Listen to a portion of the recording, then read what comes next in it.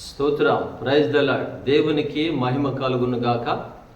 అనుదినము దేవుని వాగ్దానాలను వీక్షిస్తున్న దేవుని బిడలైన మీ అందరికీ నెమలి షాలెము సంఘపక్షముగా శుభాలు వందనాలు తెలియపరుస్తున్నా.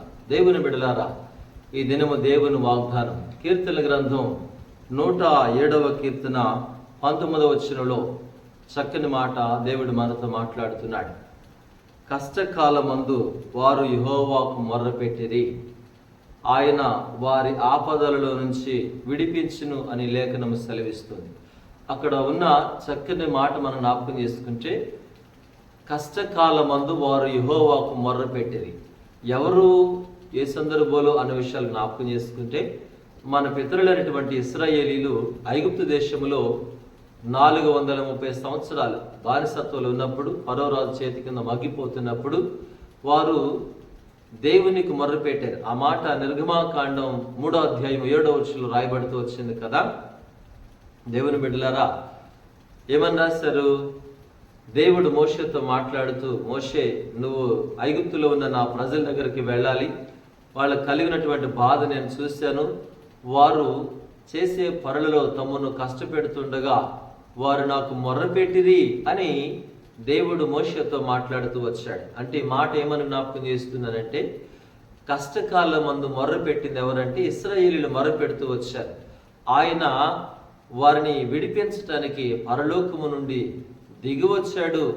ఏమని మీతో జ్ఞాపకం చేస్తున్నానంటే, మనం ప్రార్థన చేసేటప్పుడు లేక ఆపద కలిగినప్పుడు ప్రార్థన చేస్తాం, నష్టపోయినప్పుడు ప్రార్థన చేస్తాం. దేవుని సన్నిధిలో ఎప్పుడెప్పుడు ప్రార్థన చేస్తాం అంటే, బాధ కలిగినప్పుడు, శ్రమ కలిగినప్పుడు, కష్టం వచ్చినప్పుడు, నష్టపోయినప్పుడు ప్రార్థన చేస్తూ ఉంటాం. ఇశ్రాయేలీయులు కూడా అలాగే చేస్తూ వచ్చారు కనుక ఈ ఉదయకాల సమయంలో ఏమని మీతో జ్ఞాపకం చేస్తానంటే, మనం కూడా కష్టం వచ్చినప్పుడు దేవుడు ఎందుకు ఈ ఉదయకాలపు వేళ ఈ మాట చెప్తున్నాడంటే, మనం కష్టం వచ్చినప్పుడు మనం మన సహోదరులకు, మన తోబుట్టువులకు, అన్నదమ్ములకు, అక్క చెల్లెలకు చెప్పుకొని బాధపడుతూ ఉంటాం. కానీ వాక్యం ఏం చెప్తుంది తెలుసా? సామెతలందులు అంటాడు, ఆపద కాలములో అంట దూరంలో ఉన్న సహోదరుడి కంటే దగ్గరలో ఉన్న పొరుగువాడు వాసి అని వాక్యం చెప్తా ఉంది. అయితే మా తోబుట్టువులని చెప్పేసి, రక్త సంబంధులని చెప్పేసి కష్టకాలములో, ఆపద కాలములో వారికి మొర్రపెట్టినా, చెప్పుకున్నా వారంటారు, కర్రెరకుండా పాము సావకుండా కొన్ని సాకులు చెప్తారు చూసారా, కొందరు అలా ఉండిపోతారు. అంటే దగ్గరలో ఉన్నవాడు, పొరుగువాడైనా సరే సహాయం చేయడానికి ముందుకు వస్తారని జ్ఞాపకం చేస్తున్నాను. ఈ మాట దేవుడు ఎందుకు మనతో మాట్లాడుతున్నాడంటే, కష్టకాలమందు ఇశ్రాయేలీయులు దేవునికి మొర్రపెట్టినట్లుగా ఈ ఉదయకాలపు వేళ నీవు, నేను, మనమందరము నువ్వు కూడా కష్టం వచ్చినప్పుడు దేవునికి మొర్రపెట్టే వారముగా ఉండాలి. కానీ మనుషులకు చెప్పుకున్నా, మనుషులకు మనము విన్నపించుకున్నా మన మొర్ర, మన మనవి ఆలకించరు. దేవుని బిడ్డలారా, భక్తుడైనటువంటి దైవజనుడైనటువంటి బిల్లీ గ్రహం గారు మాట్లాడుతూ అంటారు, అయ్యా మీ పరిచర్యకు అభివృద్ధి కారణం ఏంటి అంటే, ఆయన అంటారు, ప్రార్థించు ప్రార్థించు ప్రార్థించు అంటారు. అంటే కష్టకాలమందు ప్రార్థించమంటాడు, అభివృద్ధి కలిగినప్పుడు ప్రార్థించమంటాడు, అలాగే ఆపద కలిగినప్పుడు ప్రార్థించంటాడు, ఆపద లేనప్పుడు ప్రార్థించమంటాడు.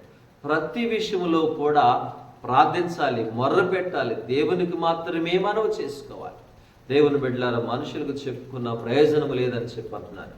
ఈ ఉదయకాల వేళలో దైవజనులు బిల్లీ గ్రహం గారు చెప్పినట్లుగా ప్రతి సమయంలో కూడా, ప్రతి విషయంలో కూడా ఏం చేయాలో తెలుసా? దేవునికి మాత్రమే మొర్ర పెట్టాలి. కష్టం వచ్చిందని చెప్పేసి ప్రార్థించడం మానటం కాదు, నష్టపోయామని చెప్పేసి దేవుడే మేలు చేసాడని చెప్పేసి ప్రార్థించకుండా ఉండడం కాదు. కానీ దేవుడేం చెప్తున్నాడు తెలుసా? ఇదిగో వారు కష్టకాలమందు యెహోవాకు మొర్రపెట్టిరి, దేవుడు వారి ఆపదలోంచి విడిపించాడు. అలాగనే ఈ ఉదయకాల సమయంలో నిన్ను కూడా, నీకు కలిగిన ఆపదల నుంచి విడిపించాలంటే, నష్టంలోంచి లేక కష్టంలోంచి నిన్ను విడిపించాలంటే అది దేవునికి మాత్రమే సాధ్యం. ప్రార్థించు, దేవునికి మొర్రపెట్టుమని వాక్యం చెప్తాను. బైబిల్లో భక్తుడైనటువంటి ఎబ్బేజు ప్రార్థన చేస్తూ వచ్చాడు. ఏమంటాడు? ఎబ్బేజు ఇశ్రాయేలీయుల దేవుని గురించి మొర్రపెట్టి నా సరిహద్దులు విశాలపరచమంటూ ప్రార్థించాడు. నీ చెయ్యి నాకు తోడుగా ఉండదయచేయమంటాడు. ఏ కీడు నాకు రాకుండా దూరపరచమని ప్రార్థన చేస్తూ వచ్చాడు. అలాగా ఎబ్బేజులాగా మనం ప్రార్థన చేస్తూ వచ్చినట్లయితే మన సరిహద్దుల విశాలపరుస్తాడు, మనలను ఆశీర్వదిస్తాడు. ఇదిగో నిశ్చయంగా నన్ను ఆశీర్వదించమని కోరుకున్నాడు కనుక ఆశీర్వాదాల కొరకు ఎదురు చూస్తున్నావా? ఖచ్చితంగా నా దేవుడు నిన్ను ఆశీర్వదిస్తాడు, అభివృద్ధి పరుస్తాడు. ఈ ఉదయకాలపు వేళ దేవుడి మాటలు మన జీవితంలో నెరవేర్చునుగాక. పరిశుద్ధుడైన తండ్రి, మీకు వందనాలు, స్తోత్రాలనైనా. ఉదయకాలపు వేళ మాకిచ్చినటువంటి నీ మాటలను బట్టి వందనాలు. వింటున్న ప్రతి వారి హృదయాలను మీరు ముద్రించి భద్రపరిచి మహిమను పొందుమని యేసయ్య పేరట వేడుకుంటున్నాం పరమ తండ్రి, ఆమేన్. తండ్రి, కుమార, పరిశుద్ధాత్మ త్రియేక దేవుని దీవెన ఇప్పుడు ఎల్లప్పుడు సదాకాలంతోడే నడిపించునుగాక. ఆమేన్. అందరికీ ప్రభు పేరిట శుభాలు, వందనాలు.